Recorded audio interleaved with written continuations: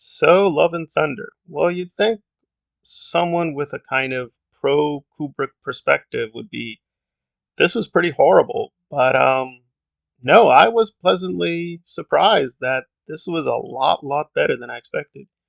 Even listening to the non-spoiler reviews, I was very fearful, like, oof, I am not going to like this at all. But no, I would rate this as a lot stronger than Ragnarok, which I found really irredeemably stupid. In terms of what it intended, I think it did succeed for the most part. What is Thor Love and Thunder? Well, the essentials of the plot are that Portman is sick. So Jane is sick. She needs help. She gets the hammer and becomes Thor. It's about it. It's very short and simple. And Gorr is also very short and simple. He experiences a huge tragedy that turns him into a very rageful nihilist, and he gains the power to kill gods. And he's like, I'm going to kill all the gods. Bale, which is really the saving grace of this entire film.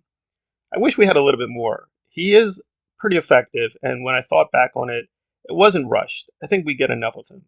The Gorr story made sense for the most part, so I was very satisfied with the Gorr, and when he's on screen, he's mostly pretty strong. So that's probably the strongest, most stable part.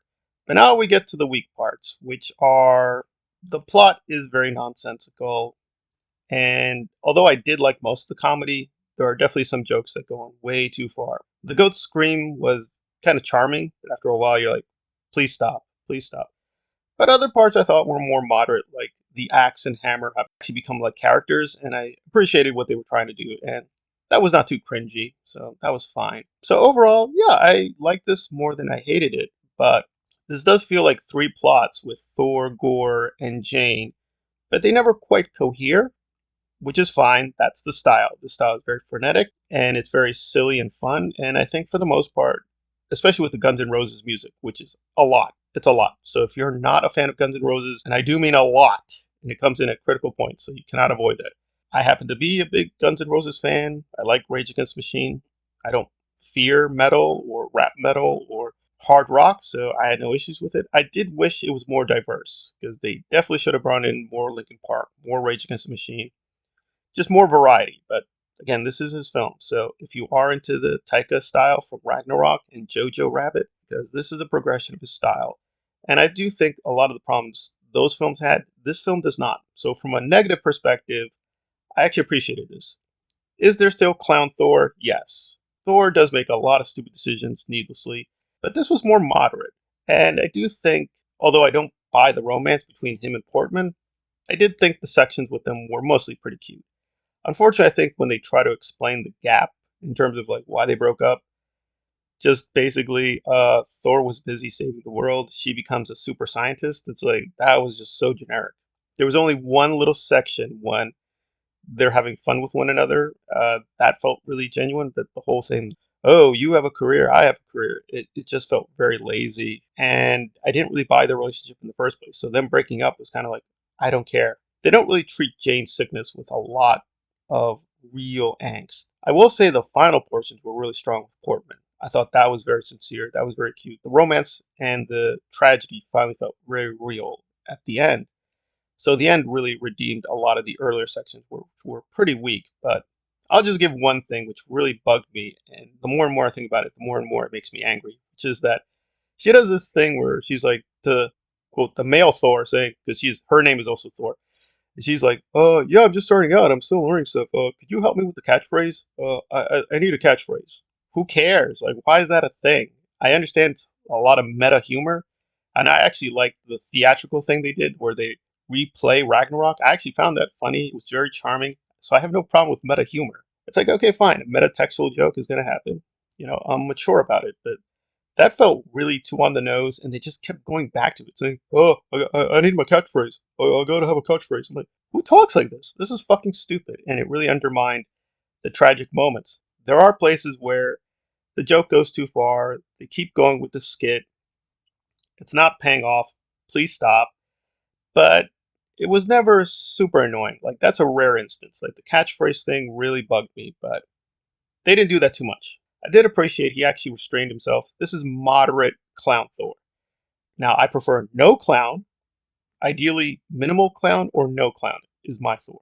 But that's not going to happen. much better Thor than Endgame or Infinity War, where he was endlessly stupid for no reason. It's much better than Ragnarok, where he and the Hulk, to me, were kind of character assassinated. In terms of what they didn't do, I did appreciate them being somewhat more semi-serious.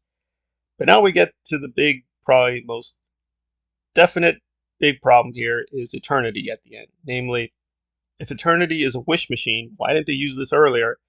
Well, again, if they are using the Marvel comic, and we don't know, Eternity in the Marvel comics is the embodiment of the Marvel universe. He's not a wish machine.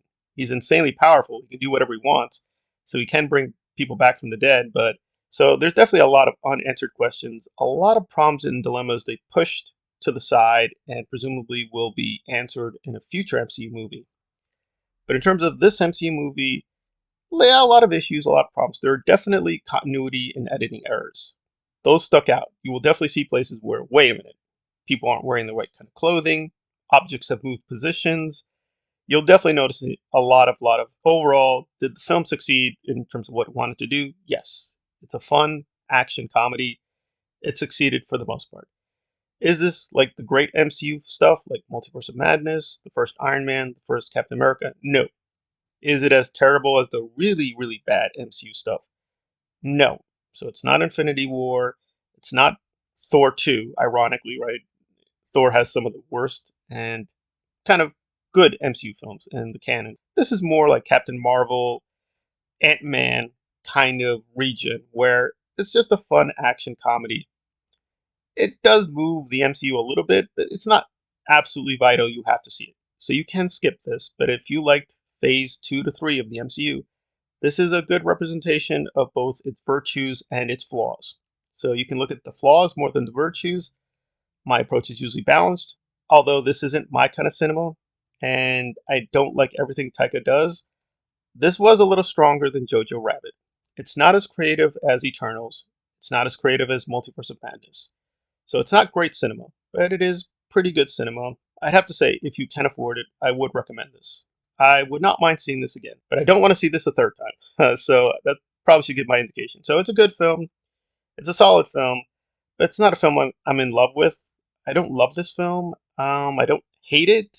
It's well done. I'd be forced to be fair and say, yeah, I'd recommend it if you can afford it. But if you want to wait for it on DVD, yeah, you can do that too. I would recommend, however, the goat screams are a lot. It's like the Guns N' Roses thing. It's a lot of it. You may want to sit in a place in the theater where you're not going to hear the goats all the time because they bring that in a lot, and that was getting to me. But if you buy it on DVD, just lower the volume. So low volume Love and Thunder is fairly good. We will be discussing, I think, its cosmic implications in the years ahead, but for what it is, it's not too damaging. So this was only moderately cringy in certain places, and for the most part, it did work.